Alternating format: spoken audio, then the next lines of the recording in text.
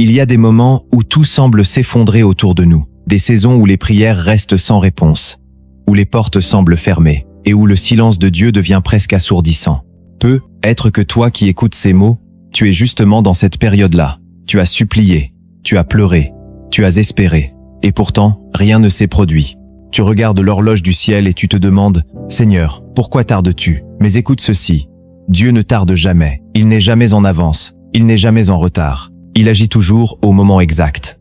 Même quand tout semble bloqué, même lorsque l'ennemi jubile, même quand la logique dit que c'est fini, Dieu est en train de préparer une intervention parfaite. Car son calendrier n'est pas celui des hommes, et son silence n'est pas son absence. C'est une orchestration divine, un suspense céleste qui prépare un miracle.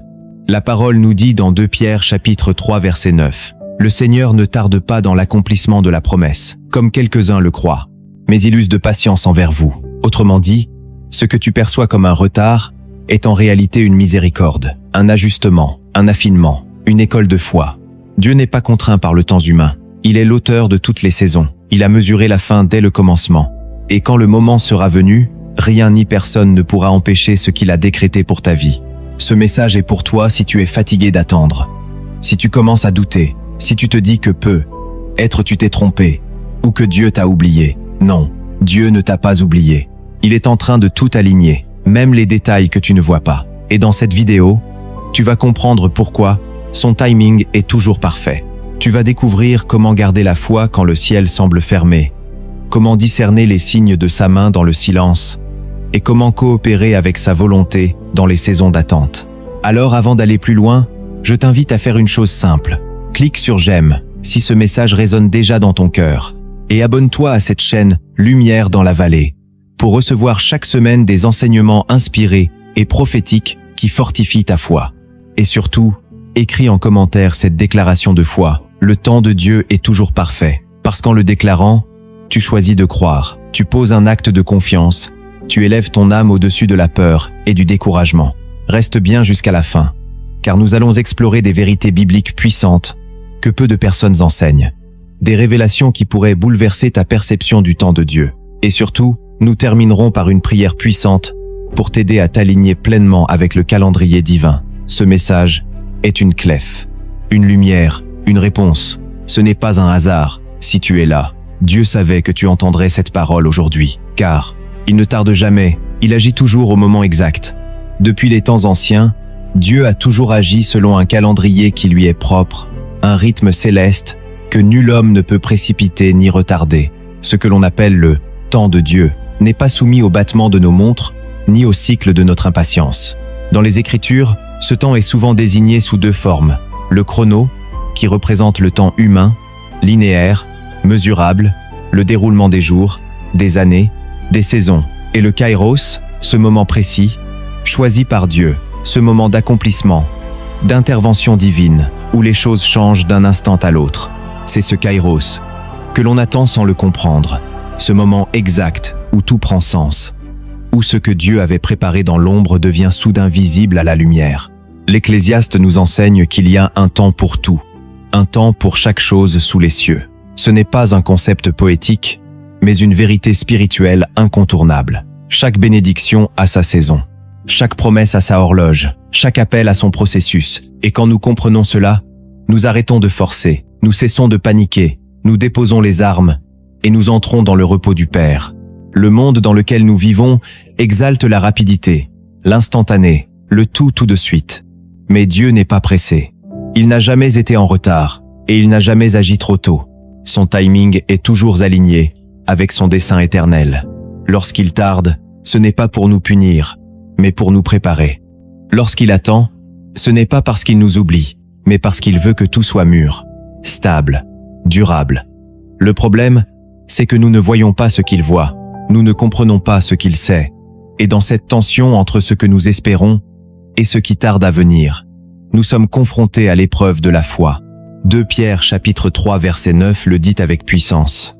Le Seigneur ne tarde pas dans l'accomplissement de la promesse, comme quelques-uns le croient, mais il use de patience envers vous. Ce verset révèle une vérité précieuse. Le temps de Dieu n'est jamais dicté par le désespoir humain. Il est mu par l'amour, la sagesse, la stratégie divine. Ce que tu appelles un retard Dieu l'appelle une fondation. Ce que tu appelles une absence, Dieu l'appelle une incubation. Ce que tu appelles une épreuve, Dieu l'appelle une école. Il est en train de te façonner dans le silence. Il est en train de poser les pierres invisibles de ce que tu verras demain. Il travaille pendant que tu pleures. Il ajuste pendant que tu attends. Il façonne pendant que tu doutes. Et lorsqu'il se lèvera, tout s'alignera, comme une pièce de musique écrite en silence qui explose soudain dans une harmonie parfaite. La Bible regorge de témoignages d'hommes et de femmes qui ont expérimenté la précision du temps de Dieu. Abraham, par exemple, a reçu une promesse alors qu'il était encore jeune. Dieu lui avait promis une descendance aussi nombreuse que les étoiles. Mais 25 années se sont écoulées entre la promesse et la naissance d'Isaac. 25 années de silence, d'attente, de doute, de tentation de forcer les choses par ses propres moyens. Et pourtant, lorsque le moment fixé par Dieu est arrivé, Sarah a conçu et Isaac est né. La promesse s'est accomplie exactement comme Dieu l'avait dit, car Dieu ne ment pas, il ne revient pas sur sa parole, mais il agit au moment exact. Pas un jour plus tôt, pas une heure trop tard. Joseph est un autre exemple bouleversant. Il reçoit un rêve de grandeur à l'âge de 10 à 7 ans. Mais avant que ce rêve ne se réalise, il est trahi par ses frères, vendu comme esclave, accusé injustement, jeté en prison, oublié, 13 années de souffrance, d'incompréhension, de descente. Mais dans cette obscurité, Dieu préparait un homme, un cœur, un instrument. Et au moment exact, Pharaon a eu un songe. Et au moment exact, Joseph a été sorti de sa cellule. Et au moment exact, il a été élevé à la droite du roi d'Égypte. Ce n'est pas un hasard. Ce n'est pas une coïncidence. C'est la main de Dieu qui agit dans l'ombre pour exalter au temps convenable ceux qui se laissent briser dans l'humilité. Moïse aussi a attendu. Lui qui avait été élevé dans le palais de Pharaon, il pensait être prêt à libérer son peuple. Mais Dieu l'a conduit 40 années dans le désert, loin de l'Égypte, loin des projecteurs, loin des ambitions. Là, dans le silence et la solitude, Moïse a appris à entendre Dieu, à dépendre de lui, à obéir sans comprendre. Et quand le temps fut accompli, Dieu lui apparut dans le buisson ardent et l'envoya vers Pharaon avec autorité. Le désert n'était pas un détour, mais un passage obligatoire vers la mission. Dieu ne précipite pas les destinées, il les prépare dans le feu, dans le sable, dans le silence. David aussi, ou un roi alors qu'il n'était qu'un jeune berger, a attendu des années avant de monter sur le trône. Il a fui devant Saül. Il a été pourchassé, exilé, trahi, humilié. Mais tout cela faisait partie du processus, car être appelé ne suffit pas. Il faut être formé. Et cette formation prend du temps. Le trône n'est pas donné à ceux qui le réclament, mais à ceux qui apprennent à attendre, à servir, à honorer, même quand ils sont méprisés. Le temps de Dieu est souvent mystérieux, mais il est toujours parfait. Et c'est dans l'attente que Dieu dépose en nous des trésors invisibles. La patience, la sagesse, la résilience, l'humilité, l'intimité avec lui. Attendre, ce n'est pas subir, c'est choisir de croire malgré l'invisible. C'est dire à Dieu, je ne comprends pas, mais je te fais confiance. Le prophète Habakkuk a reçu cette parole du Seigneur. La prophétie attend son temps. Elle s'accomplira. Elle ne mentira pas. Si elle tarde, attends-la, car elle s'accomplira. Elle s'accomplira certainement. Ce verset est une encre pour tous ceux qui se sentent oubliés. Dieu ne joue pas avec nos émotions. Il ne fait pas de promesses en l'air. Lorsqu'il parle, c'est pour accomplir. Et même si le temps semble long, ce qu'il a dit s'accomplira avec précision. Mais peut-être te demandes-tu pourquoi tant d'attente? Pourquoi Dieu agit-il si lentement? Pourquoi permet-il la souffrance, le doute, la confusion? La réponse est simple mais puissante. Parce qu'il ne veut pas seulement changer les choses autour de toi, il veut d'abord transformer ce qu'il y a en toi. Car si Dieu t'ouvrait une porte trop tôt, tu ne saurais pas la gérer. Si Dieu te donnait la bénédiction sans le caractère, tu la perdrais. C'est pourquoi il travaille dans l'ombre, il purifie, il affine, il façonne. Il te prépare à recevoir ce qu'il veut te confier, sans que cela te détruise. Jésus lui-même a attendu. La Bible dit, « Lorsque les temps furent accomplis, Dieu envoya son Fils, pas avant, pas après. Dieu attendit que les routes romaines soient construites, que la paix relative règne dans l'Empire, que les prophéties soient alignées. Et à ce moment précis, Jésus est né. Le Sauveur du monde est venu exactement selon le calendrier divin. Même sa mort et sa résurrection ont été chronométrés. Il est resté 3 jours dans la tombe, ni plus, ni moins. Et lorsqu'il est ressuscité, c'était au moment prophétique annoncé. Rien n'a été improvisé. Tout était calculé, préparé, sanctifié. Et que dire de Lazare? Jésus aurait pu venir dès le premier jour de la maladie. Il aurait pu empêcher la mort. Mais il a volontairement attendu. Pourquoi? Parce qu'il voulait manifester quelque chose de plus grand. Pas seulement une guérison, mais une résurrection. Il voulait que tous voient que même quand l'espoir est mort, Dieu peut encore parler et faire sortir la vie du tombeau. Ce qu'on appelle un retard, Dieu l'appelle un miracle en préparation. Ce qu'on appelle une fin, Dieu l'appelle un commencement. Ce qu'on appelle un échec, Dieu l'appelle une révélation. Voilà pourquoi il ne faut jamais interpréter le silence de Dieu comme une négligence. Il faut le recevoir comme une stratégie, un acte d'amour, une démonstration de sa souveraineté. Le problème de l'humanité aujourd'hui, c'est qu'elle ne sait plus attendre. Dans une société où tout est immédiat, compressé, livré en 24 heures, l'idée même d'attente est devenue une souffrance, une anomalie, presque une punition. On veut tout de suite. Une prière aujourd'hui, un miracle demain, une promesse ce matin, une percée ce soir. Mais le royaume de Dieu ne fonctionne pas ainsi. Dieu ne cède pas à la pression émotionnelle, il ne change pas son calendrier parce que nous sommes pressés. Ce n'est pas parce que tu cries plus fort que le ciel va s'ouvrir plus vite. Dieu ne réagit pas, il agit. Il ne répond pas à l'urgence des hommes, il suit la stratégie de l'éternité. Et dans cette génération ultra connectée, ultra rapide, cela peut être frustrant. Mais c'est précisément pour cela que nous devons revenir à la sagesse biblique, car la parole nous enseigne que l'attente est un lieu sacré. C'est dans l'attente que la foi se développe. C'est dans l'attente que l'orgueil tombe. C'est dans l'attente que notre cœur apprend à dépendre de Dieu, et non de ses propres forces. La Bible dit dans Ésaïe chapitre 30, versets 10 à 8, « Cependant l'Éternel désire vous faire grâce, et il se lèvera pour vous faire miséricorde. Car l'Éternel est un Dieu de justice. Heureux tous ceux qui espèrent en lui. » Ce verset est une clé puissante. Dieu veut faire grâce. Il veut se lever. Mais il attend que nous espérions en lui. Il attend que nous restions, que nous ne bougions pas, que nous n'abandonnions pas, car c'est dans cette posture que son cœur se manifeste. Et c'est dans cette fidélité que sa justice éclate. Pourquoi tant de gens abandonnent-ils la foi aujourd'hui? Parce qu'ils confondent promesse et livraison, parce qu'ils croient que Dieu est une machine à bénédiction, et que s'il tarde, c'est qu'il n'existe pas ou qu'il les a rejetés. Mais ils oublient que même Jésus a attendu, même Jésus a pleuré, même Jésus a vécu le silence du Père dans le jardin de Gethsémane. Il a dit, si cette coupe pouvait s'éloigner, mais il a ajouté, toutefois, non pas ma volonté, mais la tienne. Voilà le cœur de celui qui comprend le temps de Dieu. Ce n'est pas un cœur qui réclame, c'est un cœur qui se soumet. Ce n'est pas un cœur qui exige, c'est un cœur qui fait confiance. Et cette posture est rare, car il est plus facile de douter que de rester. Il est plus simple de fuir que de tenir.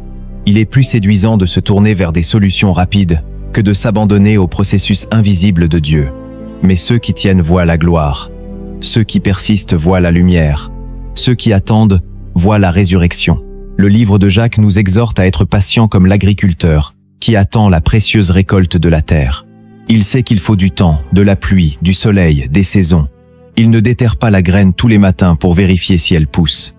Il fait confiance à l'ordre naturel des choses. De la même manière, nous devons faire confiance à l'ordre spirituel de Dieu. S'il a semé une promesse en toi, il l'arrosera, il l'éclairera, il la protégera, et elle portera du fruit. Pas quand tu veux, mais quand ce sera mûr, quand ce sera sain, quand tu seras prêt. Trop de personnes confondent avancée et précipitation. Elles veulent courir, mais Dieu leur dit « marche ». Elles veulent sauter, mais Dieu leur dit « reste ». Elles veulent parler, mais Dieu leur dit « tais-toi ». Car ce n'est pas en allant plus vite que tu arriveras plus loin. C'est en marchant avec lui, pas à pas, dans son rythme, que tu verras le pays promis. Et parfois, Dieu te fait attendre non pas parce que les choses ne sont pas prêtes, mais parce que ton cœur ne l'est pas. Il veut que tu sois guéri. Il veut que tu sois libéré des blessures du passé. Il veut que tu cesses de dépendre des autres, de leur regard, de leur validation. Il veut que tu trouves ton identité en lui seul, et non dans ce que tu veux obtenir. Car si tu reçois la promesse sans être guéri, tu la détruiras. Tu y mettras ton orgueil. Tu en feras une idole. Tu oublieras celui qui t'a conduit. C'est pourquoi Dieu agit avec précision. Il retire, il nettoie, il affine. Et souvent, cela fait mal. Cela nous brise. Mais cette brisure est sainte. Elle prépare l'huile. Elle prépare la maturité. Elle prépare la gloire. Un autre piège de notre époque, c'est de croire que si Dieu n'agit pas vite, c'est qu'il n'écoute pas. Mais Dieu entend tout, chaque prière, chaque soupir, chaque larme. Il les recueille, il les enregistre, il les transforme en semences. Mais il ne répond pas selon notre logique, il répond selon son amour. Et son amour est patient. L'amour de Dieu ne te donnera jamais quelque chose qui pourrait t'éloigner de lui.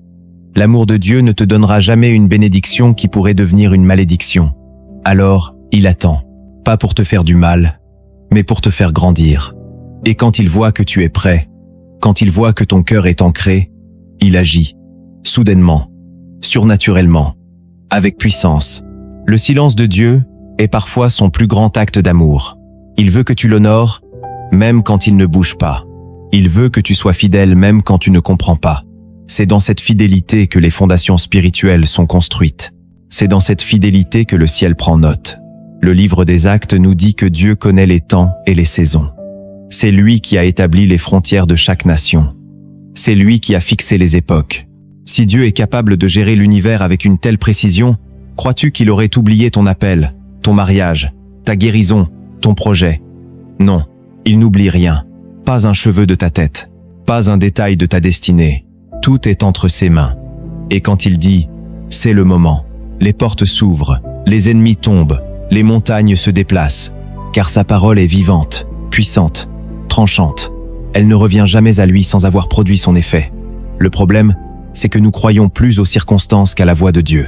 Nous regardons la météo spirituelle, les obstacles, les retards humains, et nous oublions que Dieu ne dépend d'aucune variable terrestre. Il n'a pas besoin de ton patron.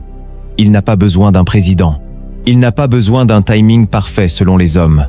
Il est Dieu. Il ouvre des portes que nul ne peut fermer. Il trace des chemins là où il n'y en avait pas. Il crée des opportunités dans les déserts. Et il le fait quand il veut. Pas quand tu paniques. Pas quand tu veux prouver. Mais quand ton cœur est prêt à lui rendre toute la gloire.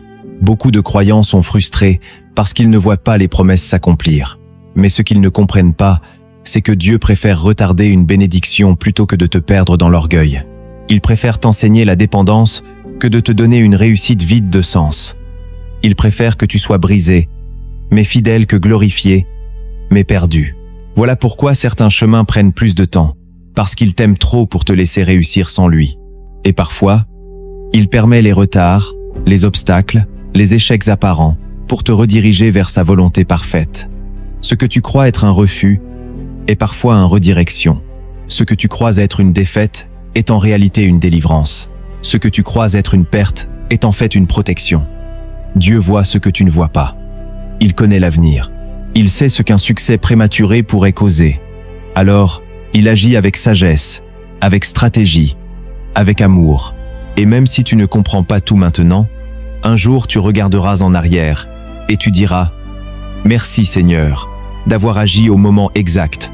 Car ton témoignage ne sera pas juste une victoire, ce sera une œuvre complète, profonde, durable. Ce que Dieu construit prend du temps, mais ce qu'il construit résiste au feu, aux tempêtes, au temps, car c'est fondé sur le roc. C'est pourquoi, aujourd'hui, ne te décourage pas, ne te laisse pas voler ta foi par l'attente, ne laisse pas le doute empoisonner ton cœur. Si tu ne vois rien bouger, c'est peu, être que tout est en train de s'aligner. Si tu ne ressens rien, c'est peu, être que le ciel est en pleine manœuvre. Si tu es fatigué, repose-toi dans ses bras, car il agit, et il agit toujours au moment exact. Quand Dieu agit dans ta vie, il ne le fait jamais dans la précipitation, ni sous pression. Il n'est pas influencé par le bruit du monde, ni par l'urgence de ton cœur. Il suit un rythme céleste, une orchestration silencieuse, précise, inviolable. Et pour comprendre pourquoi il agit toujours au moment exact, tu dois entrer dans une autre dimension, celle de ces principes invisibles. Ces vérités ne s'apprennent pas dans les livres. Elles se révèlent dans l'intimité, dans l'attente, dans la profondeur de l'épreuve. Aujourd'hui, je vais te dévoiler 10 principes fondamentaux, 10 clés qui vont te permettre de comprendre le langage du silence de Dieu et pourquoi il ne tarde jamais, même quand tu as l'impression qu'il est loin. Le premier principe est celui-ci. Dieu utilise le temps pour te protéger de toi-même. Oui, Dieu te protège parfois contre tes propres désirs, tes propres décisions, tes propres ambitions. Ce que tu considères comme un retard est parfois un bouclier. Il sait que ton cœur, livré à lui-même, court après des choses qui brillent, mais qui brûlent. Il voit ce que tu ne vois pas. Il discerne ce que tu refuses de percevoir. Il sait que si tu recevais ce que tu demandes trop tôt, tu risquerais de le transformer en idole, ou de t'éloigner de lui. Regarde Moïse. Il avait dans le cœur la libération de son peuple. C'était noble. C'était même prophétique. Mais au lieu d'attendre l'envoi de Dieu, il agit selon sa propre force, tue un Égyptien et doit fuir dans le désert pendant 40 années. Dieu ne voulait pas qu'il échoue, mais qu'il mûrisse. Qu'il se détache de l'impatience, de la vengeance, du besoin d'agir pour se prouver. Le désert n'était pas une punition. C'était une protection, un atelier spirituel. Et toi aussi, si tu attends aujourd'hui, peut-être est-ce que Dieu t'évite un désastre. Peut-être que cette relation non exaucée, cette opportunité manquée, cette porte fermée, t'a en réalité sauvé la vie. Dieu ne veut pas simplement t'exaucer. Il veut te préserver. Et il connaît mieux que toi ce qui est bon pour toi. Deuxième principe, ce que Dieu prépare en secret est souvent plus grand que ce que tu demandes. Ton imagination est limitée. Tes prières sont souvent façonnées par ton passé, par tes blessures, par tes limites. Mais Dieu, lui, pense en éternité. Il planifie en dimension. Tu demandes un emploi stable, il prépare une mission. Tu veux une réponse rapide, il bâtit une destinée. Tu vois petit, il voit générationnel. Joseph en est l'exemple parfait. Il voulait seulement être libre, sortir de la prison. Mais Dieu, lui, voulait qu'il gouverne, qu'il nourrisse une nation, qu'il prépare le salut de sa propre famille. Il y a une disproportion volontaire entre ce que tu espères et ce que Dieu prépare. Car ce que Dieu fait ne répond pas seulement à ta demande. Cela répond à ton appel. Il ne t'écoute pas juste pour t'exaucer. Il t'écoute pour t'aligner. Alors si rien ne se produit, ne pense pas que Dieu a dit non. Dis-toi peut-être que Dieu dit « pas encore, pas ici, pas comme ça ». Parce que ce que j'ai pour toi dépasse ta capacité actuelle à le porter. Troisième principe. L'attente révèle ce qui gouverne ton cœur. Quand tout va bien, il est facile de dire que l'on fait confiance à Dieu. Mais c'est dans le silence, dans la lenteur, dans les portes fermées que le véritable état de ton cœur apparaît. Est-ce que tu tiens à cause de la foi ou à cause de l'émotion? Est-ce que tu persévères parce que tu crois ou parce que tu espères encore contrôler quelque chose? Le désert révèle ce que la foule cache. L'attente est une lumière crue sur l'autel de ton cœur. Le peuple d'Israël a vu la main de Dieu, la mer Rouge s'ouvrir, la manne tomber du ciel. Mais dès que Moïse a tardé à redescendre de la montagne, ils ont fabriqué un veau d'or. Pourquoi? Parce qu'ils n'avaient pas été transformés intérieurement. Ils suivaient Dieu pour ce qu'il faisait, pas pour qui il était. Et toi, dans l'attente, que fabriques-tu? Des idoles émotionnelles? Des plans humains? Des murmures? Ou des chants de foi? Car ce que tu fais dans l'attente détermine la qualité de ton témoignage à la sortie. Quatrième principe. Dieu travaille d'abord en toi, avant de travailler autour de toi. Trop souvent, nous voulons que Dieu change nos circonstances, alors qu'il veut d'abord changer notre caractère. Nous prions pour que les choses s'ouvrent à l'extérieur, mais Dieu ferme les portes pour que nous regardions à l'intérieur. David avait été oint roi, alors qu'il n'était qu'un jeune homme. Il aurait pu exiger le trône, mais Dieu l'a fait passer par la grotte d'Adullam, par la fuite, par l'humiliation, par la solitude. Pourquoi? Parce qu'il ne suffisait pas d'avoir l'onction, il fallait apprendre à gérer la douleur, la trahison, le rejet. Il fallait que le roi en puissance devienne un roi de cœur. Et Dieu a utilisé l'attente pour le façonner. Si tu veux que Dieu t'utilise, tu dois accepter qu'il t'émonde, qu'il t'éduque, qu'il te brise, non pour te détruire, mais pour que tu puisses porter son nom sans honte, sa gloire sans orgueil, son appel sans compromis. Cinquième principe, le bon moment de Dieu est souvent lié à la bénédiction des autres aussi. Tu n'es pas seul dans l'histoire. Dieu t'a lié à d'autres vies, à d'autres destinées. Parfois, il attend que d'autres soient prêts, que d'autres soient à leur place, que les circonstances se synchronisent. L'exaucement que tu attends a peut-être besoin de la préparation de quelqu'un d'autre. Tu veux un mari, mais il n'est pas encore guéri. Tu veux un ministère, mais les âmes ne sont pas encore mûres. Tu veux une percée, mais la terre que tu dois conquérir est encore habitée par des géants que Dieu veut d'abord renverser. Regarde Naaman, il avait besoin d'être guéri. Mais il fallait que son cœur soit brisé, que son orgueil tombe, que ses attentes humaines s'effondrent. Et quand tout s'est aligné, il a plongé dans le Jourdain et il a été restauré. L'attente ne concerne pas que toi. Elle touche aussi ton entourage, ton héritage, ta postérité. Dieu ne pense pas en individuel. Il pense en génération. Et s'il agit au moment exact, c'est parce qu'il veut que son œuvre ait un impact qui dépasse ta propre vie. 6e principe. Forcer une bénédiction avant le temps est une forme d'idolâtrie. Trop souvent, nous pensons qu'en insistant, en forçant les choses, en manipulant les circonstances, nous accélérons le plan de Dieu. Mais en réalité, ce que nous appelons aider Dieu est parfois une tentative de prendre sa place. Lorsque tu veux obtenir quelque chose à tout prix, même au détriment de la paix, même au détriment de ta relation avec le Saint-Esprit, alors ce désir est devenu une idole. Ce n'est plus Dieu que tu cherches, c'est le résultat. Ce n'est plus sa volonté que tu poursuis, c'est ton propre agenda. Et cela peut t'emmener loin de la bénédiction véritable. Abraham et Sarah l'ont vécu. Fatigués d'attendre, ils ont pris une décision humaine. Ils ont donné Agar à Abraham. Ismaël est né. Mais ce n'était pas l'enfant de la promesse. Ce n'était pas le plan de Dieu. Et cette erreur a créé une division, une tension, un conflit qui dure encore aujourd'hui. Dieu a fini par accomplir sa promesse avec Isaac, mais cela montre que forcer les choses ne fait que retarder la vraie bénédiction. L'impatience peut générer des fardeaux que Dieu ne t'avait jamais destinés à porter. Attendre Dieu, c'est lui dire « Je te fais confiance, même si je ne comprends pas ». 7e principe, la paix est le signal intérieur que Dieu veut que tu attendes. Quand tu es dans la volonté de Dieu, même si tout semble immobile, même si les choses ne changent pas, il te donne une paix profonde, une paix qui surpasse l'intelligence. Cette paix est un indicateur, un feu vert spirituel. Elle ne vient pas d'une logique humaine, mais d'une assurance intérieure. Jésus, dans la tempête, dormait. Pourquoi? Parce qu'il avait la paix. La tempête n'avait pas de pouvoir sur lui, parce que le Père n'avait pas dit de changer de direction. Il savait qu'il était exactement là où il devait être. Et toi, ressens-tu la paix dans cette saison d'attente? Car si oui, alors tu es dans la volonté parfaite de Dieu. Ce n'est pas parce que les choses bougent que Dieu agit. Parfois, il travaille dans l'immobilité, et ce que tu vis maintenant peut être justement l'œuvre de Dieu en train de se poser. La paix est la preuve que tu n'as pas besoin de courir. Elle t'autorise à rester, à t'ancrer, à ne pas bouger avant que le ciel ne parle à nouveau. 8e principe, le retard apparent est parfois une couverture divine contre l'ennemi.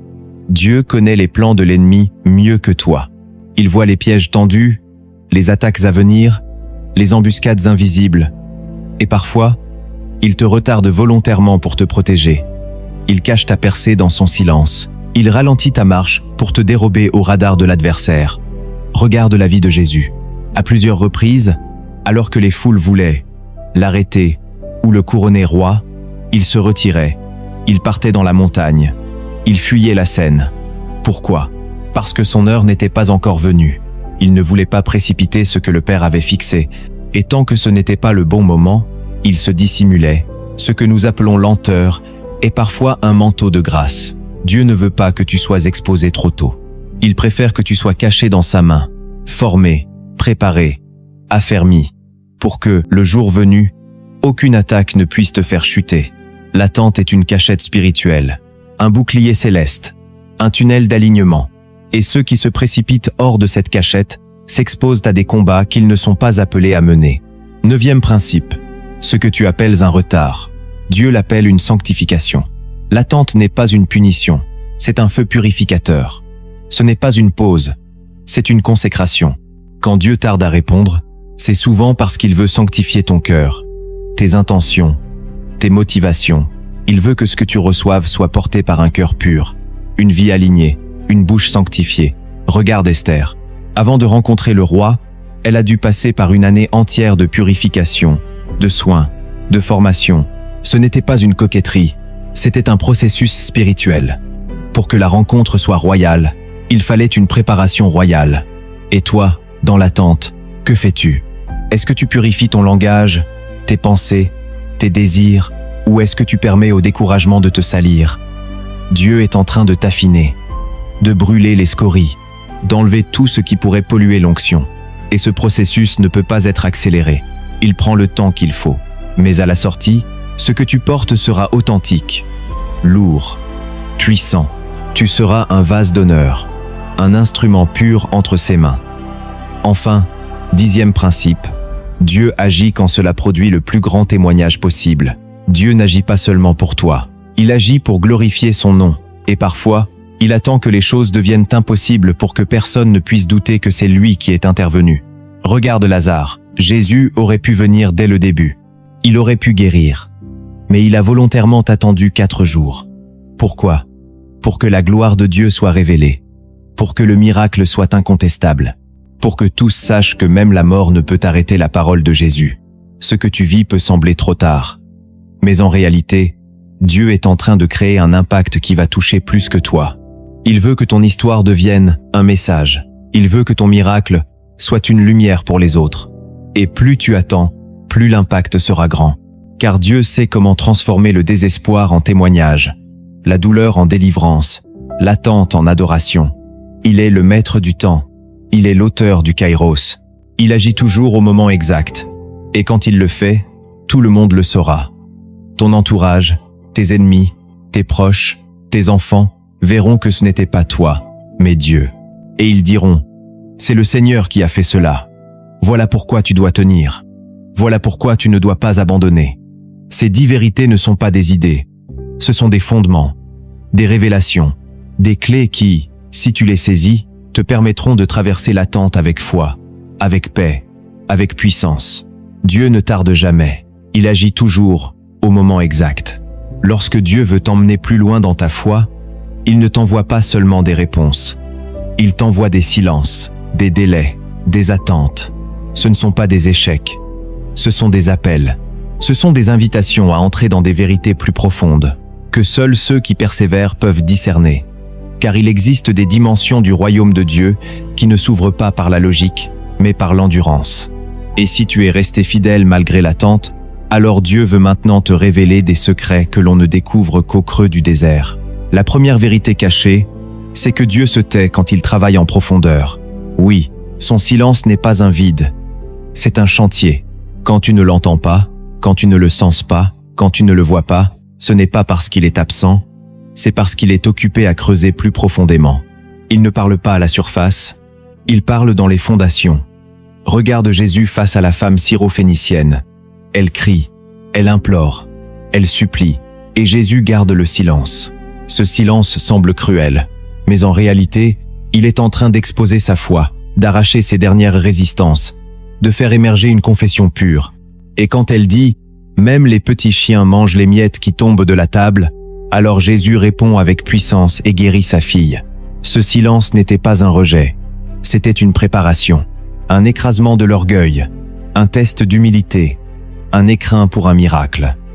Toi aussi, si Dieu se tait, c'est peut-être qu'il est en train de t'approfondir, de retirer en toi les fausses motivations, de te séparer de la peur, du contrôle, du besoin d'entendre pour croire, car Dieu veut que ta foi tienne, même quand il ne parle pas. Il veut que ton amour ne soit pas conditionné à l'émotion. Il veut que ton cœur lui appartienne, même dans l'obscurité. La deuxième vérité cachée, c'est que la foi stable attire le kairos divin. Il y a un moment fixé par Dieu pour chaque chose. Mais ce moment s'active lorsque la foi est alignée, pas la foi émotive, pas la foi de surface, mais la foi ferme, inébranlable, constante. Celle qui dit « Même si rien ne change, je crois encore ». Celle qui ne menace pas Dieu de partir si rien ne se passe. Celle qui choisit de rester même dans le silence. C'est cette foi-là qui attire le kairos, ce moment précis, céleste, où Dieu agit soudainement. La femme à la perte de sang en est un exemple saisissant. 12 années d'attente, 12 années d'échecs médicaux, 12 années d'humiliation. Mais elle garde en elle une conviction. Si je touche seulement le bord de son vêtement, je serai guérie. Et le jour où elle croise Jésus, ce n'est pas l'agitation de la foule qui provoque le miracle, c'est la stabilité invisible de sa foi. Elle avait une foi enracinée, pas bruyante, mais perçante. Et au moment exact, elle attire la puissance de Dieu. Le kairos se manifeste, la maladie s'arrête. Et Jésus s'émerveille de sa foi. Tu veux voir Dieu agir? Ne bouge pas. Ne crie pas seulement. Plante-toi. Reste ferme. Car plus ta foi est stable, plus elle devient un aimant pour l'intervention divine. Troisième vérité, le temps d'attente révèle ton vrai fondement spirituel. Quand tout va vite, on ne voit pas ce qui soutient une maison. Mais quand la pluie tombe, quand les vents soufflent, quand les délais s'allongent, alors le fondement apparaît. Est-ce que ta foi repose sur une émotion, sur une expérience, sur une prophétie, ou sur la parole vivante de Dieu? C'est dans l'attente que Dieu teste ton ancrage. Il permet que tout ce qui est superficiel s'effondre pour que tu puisses bâtir à nouveau, cette fois sur le roc. Pierre l'a vécu de manière douloureuse. Il était sûr de lui, promettait de suivre Jésus jusqu'à la mort. Mais au moment de l'épreuve, il le renie, 3 fois. Pourquoi? Parce que son fondement n'était pas encore solide. Il y avait encore en lui du zèle humain, de la peur, du désir de plaire.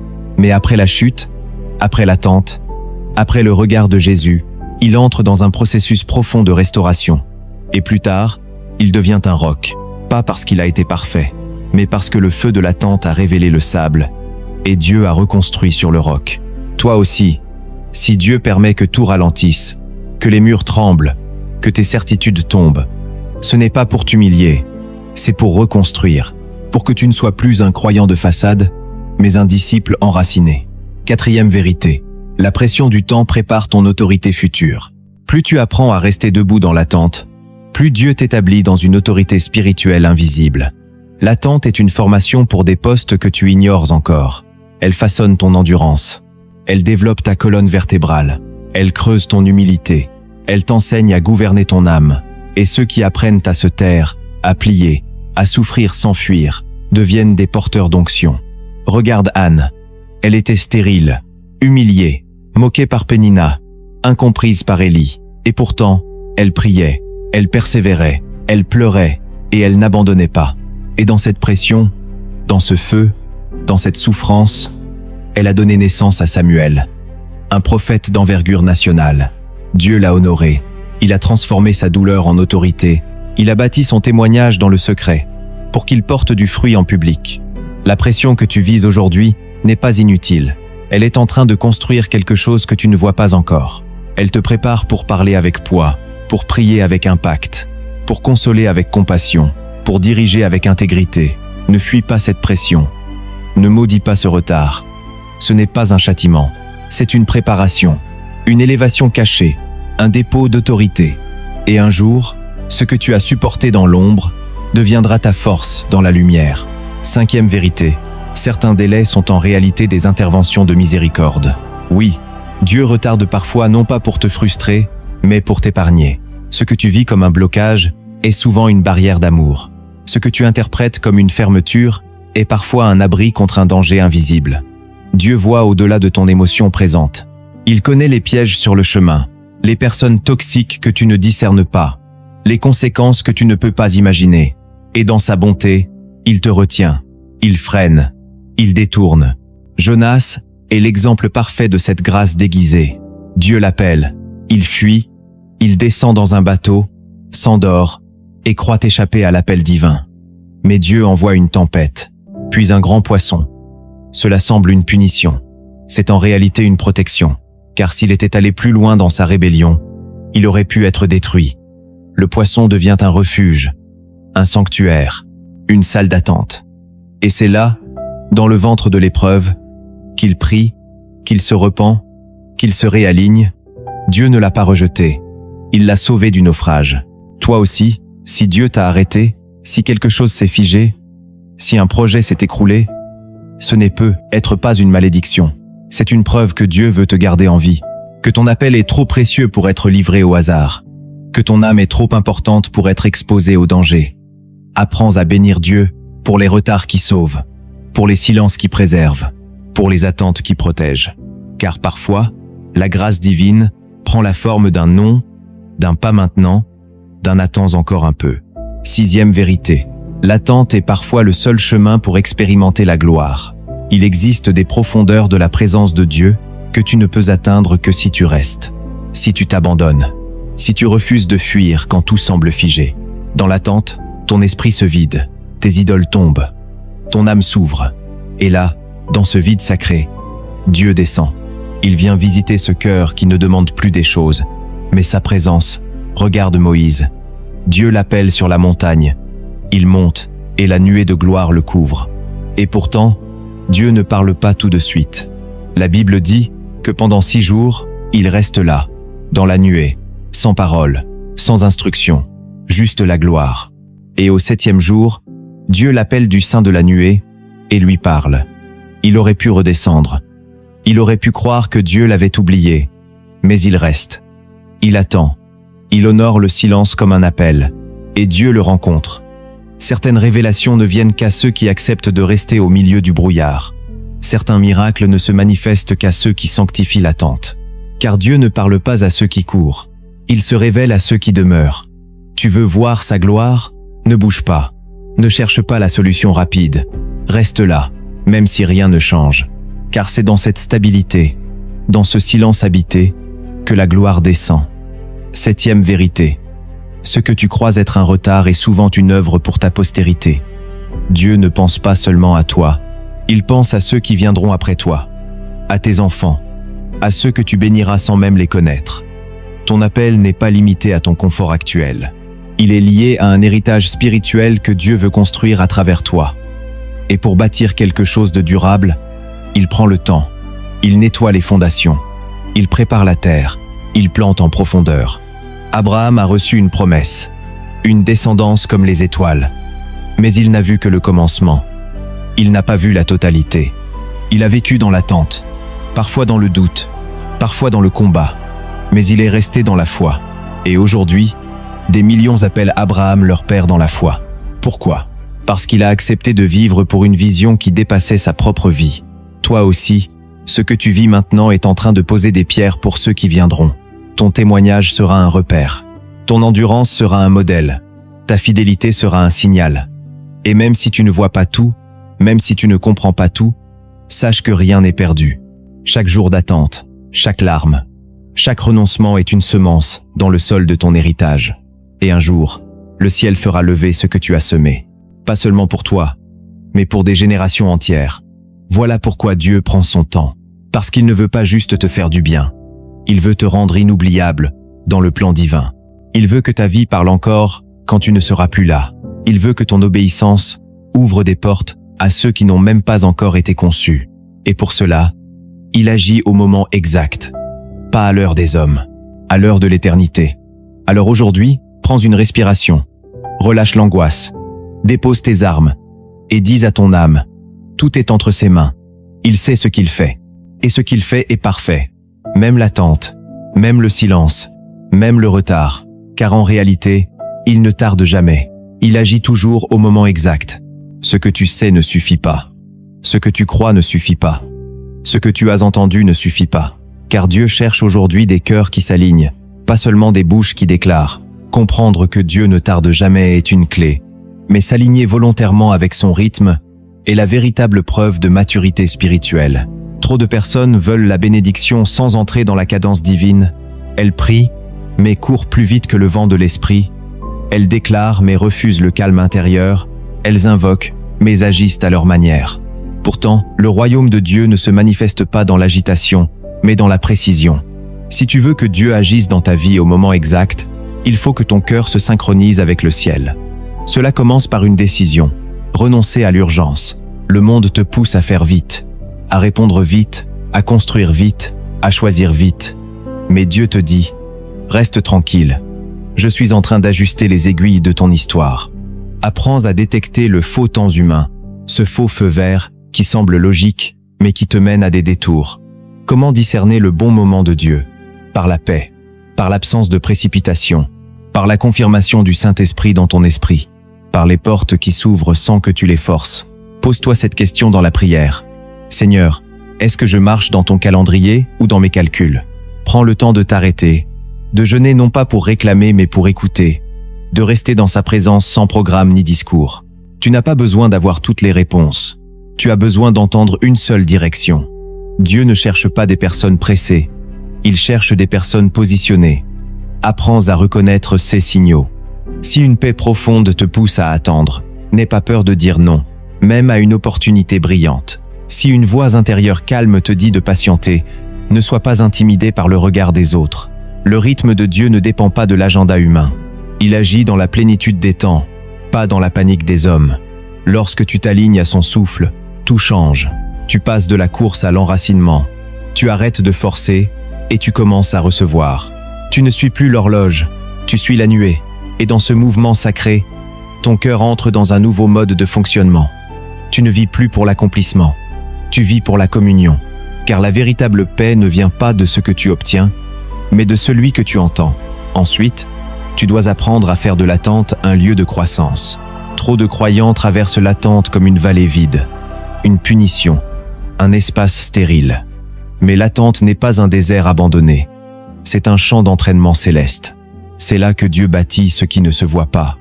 C'est là que l'arbre s'enracine avant de fleurir. Si tu veux que ton fruit soit durable, laisse tes racines se nourrir dans le silence. Dans cette attente, Dieu t'invite à changer ta manière de prier.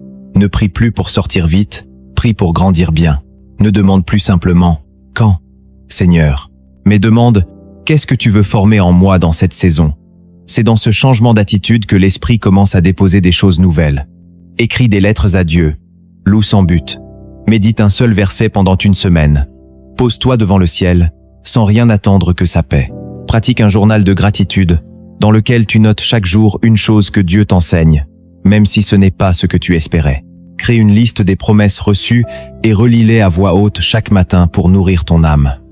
Imagine-toi déjà dans la promesse accomplie et adore comme si tout était déjà fait, car la foi, ce n'est pas espérer plus fort, c'est adorer plus profond. Tu peux aussi visualiser spirituellement la version transformée de toi-même que Dieu est en train de sculpter. Plus sage, plus calme, plus ancré, plus libre. L'attente te modèle, elle polie tes réactions. Elle t'apprend à parler avec lenteur, à réfléchir avec Dieu, à bénir même sans rien recevoir. Refuse la comparaison.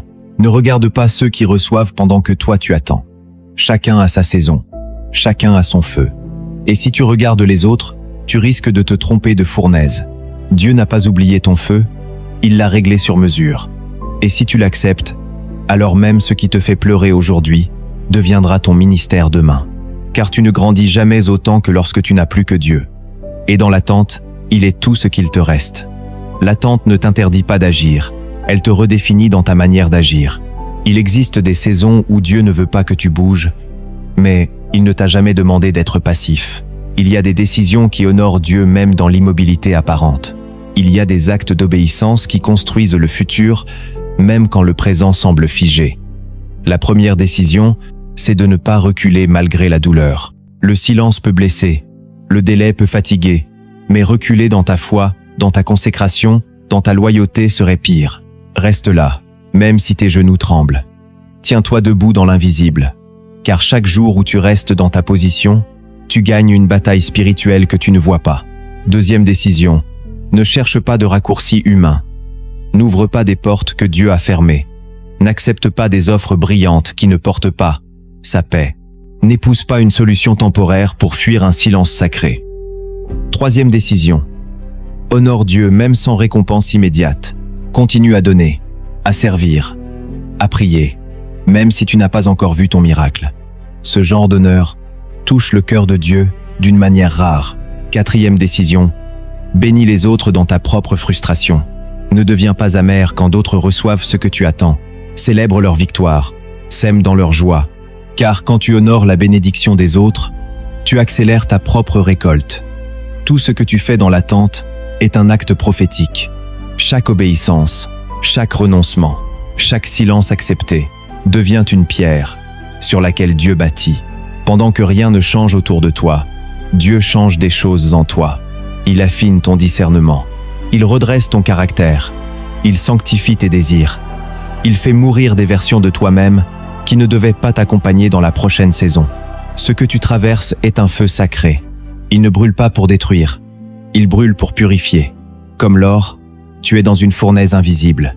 Et chaque seconde d'attente creuse en toi une profondeur nouvelle. Tu n'es plus la même personne. Tu es en train de naître à une autre version de toi. Moïse a quitté l'Égypte, rempli d'ambition.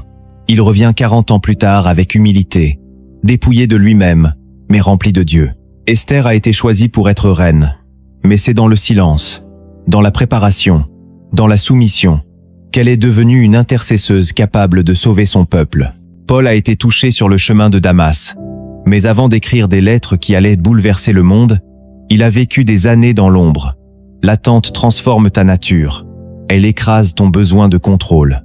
Elle enseigne à ton cœur à dépendre. Elle efface les vieux réflexes pour te faire marcher dans une nouvelle autorité. Elle t'apprend que ce que Dieu change en toi est plus important que ce que Dieu fait pour toi. Et quand cette transformation est achevée, alors les portes s'ouvrent sans effort. Tu entres dans la promesse sans hurler. Tu vis ce que tu as espéré sans perdre ta paix. Tu portes sans tomber. Tu bénis sans t'épuiser. Tu avances sans forcer. Car tu n'es plus une version fragile de toi. Tu es un fils, une fille affermie dans le silence. Tu es prêt. Et maintenant, laisse-moi te raconter une histoire. Un homme, chaque jour, se rendait au bord d'un champ. Ce champ lui avait été montré dans une vision. On lui avait dit « Le roi viendra te chercher ici ». Alors il venait, tous les jours. Il s'asseyait, il regardait, il priait, mais rien ne se produisait. Une semaine, un mois, un an, 2 ans. Les saisons passaient, le vent changeait. Parfois il chantait seul, parfois il pleurait en silence. Les gens se moquaient de lui. Sa famille disait « Tu perds ton temps ». Il répondait « Je n'attends pas une chose, j'attends une voix ». Et un jour, alors que tout semblait perdu, alors qu'il n'espérait plus, des chevaux royaux sont arrivés. Une caravane brillante, silencieuse. Le roi est descendu. Il l'a regardé dans les yeux et a dit « Je ne t'ai pas oublié. J'ai attendu que ton cœur m'attende plus que ma promesse. Viens, le champ que tu as contemplé est le tien. Il était à toi depuis le début. Mais il te fallait être prêt à y entrer comme héritier, pas comme mendiant. Et il l'a fait asseoir à sa table. Il lui a donné un nom, une place, une voix. Cette histoire, c'est la tienne. Tu as attendu, tu as veillé, tu as souffert, tu as pleuré. Mais Dieu ne t'a pas oublié. Tu n'as pas perdu ton temps. Tu as gagné ton identité. Et ce que tu croyais être un champ fermé était en réalité un héritage scellé. Tu as été testé, tu as été pesé, tu as été transformé. Et maintenant, le ciel descend. Le roi s'approche, il vient te chercher. Et quand il le fera, tout ce que tu as traversé prendra un sens. Et tu sauras que tu n'as jamais attendu en vain. Car Dieu ne tarde jamais. Il agit toujours au moment exact. Si tu es encore là, c'est que cette parole t'était destinée. Ce n'est pas une coïncidence si tu es resté jusqu'ici, c'est un rendez-vous que le ciel avait fixé avec ton cœur. Tu n'as pas été attiré ici par hasard, mais par une main invisible, une voix qui murmure à ton âme depuis longtemps. Je ne t'ai jamais abandonné. Tu as peu être traversé des mois, des années, des saisons entières d'attente, de silence, de confusion. Tu as peu être douté de toi, douté de Dieu, douté du sens de tout cela. Mais maintenant tu sais, maintenant tu entends, maintenant tu discernes. Dieu n'a jamais été en retard, il n'a jamais été en silence, il n'a jamais cessé d'agir. Il a juste choisi de travailler en profondeur, pendant que toi tu regardais la surface. Il a décidé de construire ton intérieur pendant que tu attendais des changements extérieurs. Ce message n'était pas seulement un enseignement, c'était une lumière, une confirmation, une révélation que ton cœur attendait. Dieu te dit aujourd'hui, « Je suis en train d'aligner ce que tu ne vois pas. Je suis en train de poser les dernières pierres. Et quand ce moment exact arrivera, tu comprendras pourquoi tu as dû attendre. Tu comprendras pourquoi tout semblait bloqué. Tu comprendras pourquoi certaines personnes sont parties. Pourquoi certaines portes sont restées fermées. Pourquoi certaines prières n'ont pas eu de réponse. Ce n'était pas une punition. C'était une préparation. Ce n'était pas une injustice. C'était une orchestration. Et maintenant, tu as le choix. Tu peux sortir de cette vidéo en te disant « C'était beau » ou tu peux t'aligner pleinement avec ce que Dieu a commencé. Tu peux retourner à tes émotions ou tu peux déposer ton cœur dans les mains du Père. Alors, si tu es prêt, si tu veux aller plus loin, si tu veux t'aligner avec le temps de Dieu, répète cette prière depuis ton âme. Ne l'écoute pas seulement. Dis-la à haute voix. Ferme les yeux si tu veux. Oublie les bruits autour. Entre dans ton lieu secret et parle à ton Dieu. Père éternel, je reconnais aujourd'hui que j'ai souvent couru devant toi. J'ai voulu forcer des choses que tu n'avais pas encore relâchées. J'ai voulu accélérer des saisons que tu voulais utiliser pour me transformer. J'ai murmuré dans l'attente. J'ai douté dans le silence. J'ai parfois cru que tu m'avais oublié, mais aujourd'hui, je comprends. Je comprends que tu étais là, que tu travaillais dans l'invisible, que tu bâtissais quelque chose de plus profond. Pardonne-moi pour mes impatiences. Pardonne-moi pour toutes les fois où j'ai voulu reprendre le contrôle. Pardonne-moi d'avoir cru que tu étais en retard, alors que c'est moi qui n'étais pas prêt. Aujourd'hui, je te remets mes délais, mes attentes, mes blessures. Je te remets toutes les zones de mon cœur où je t'ai accusé. Je te remets mes promesses non accomplies, mes prières sans réponse, mes espoirs suspendus. Je choisis de te faire confiance, même sans voir. Je choisis de te croire, même sans ressentir. Je choisis de t'attendre, même si je ne comprends pas tout. Je choisis de croire que tu es bon, que tu es fidèle, que tu n'oublies pas et que tu n'es jamais en retard. Je déclare maintenant avec foi: je ne suis pas en retard, je suis entre tes mains. Je ne suis pas oublié, je suis en construction. Je ne suis pas abandonné, je suis en transformation. Et je sais que quand ton moment viendra, tout s'ouvrira, tout s'alignera, tout prendra sens. Je choisis de rester là, fidèle, enraciné, paisible. Je ne fuirai plus l'attente, je ne maudirai plus le silence. Je ne comparerai plus mon parcours à celui des autres.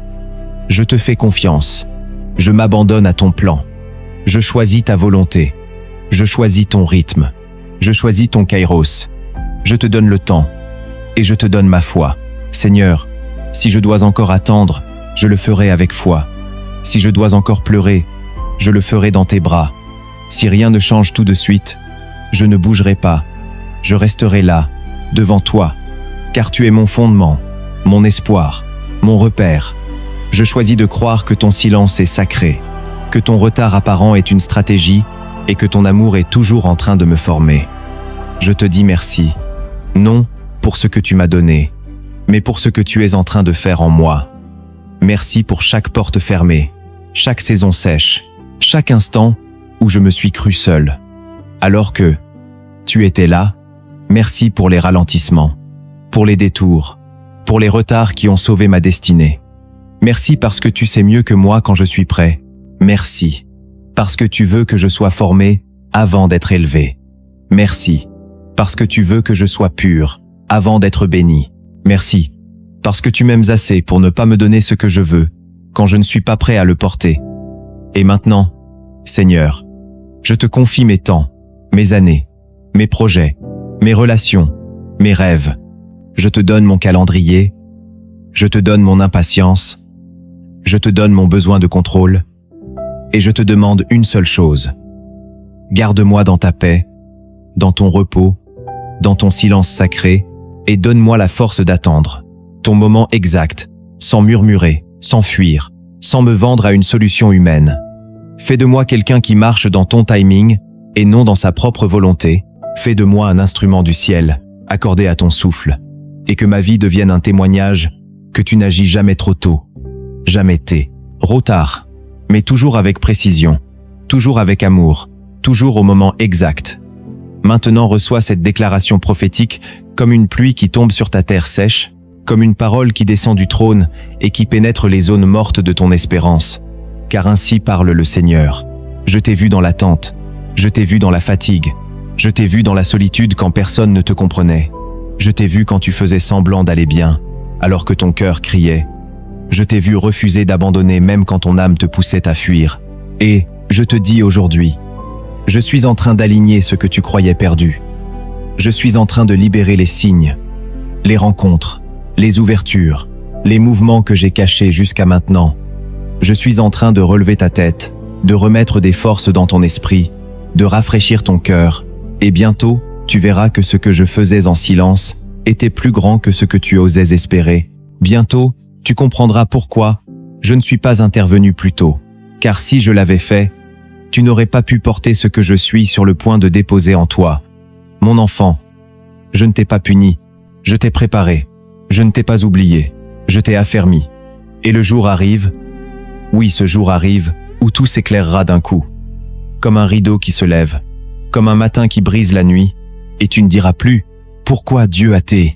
Il tardait ?» Mais tu diras « Quel Dieu sage j'ai servi ?»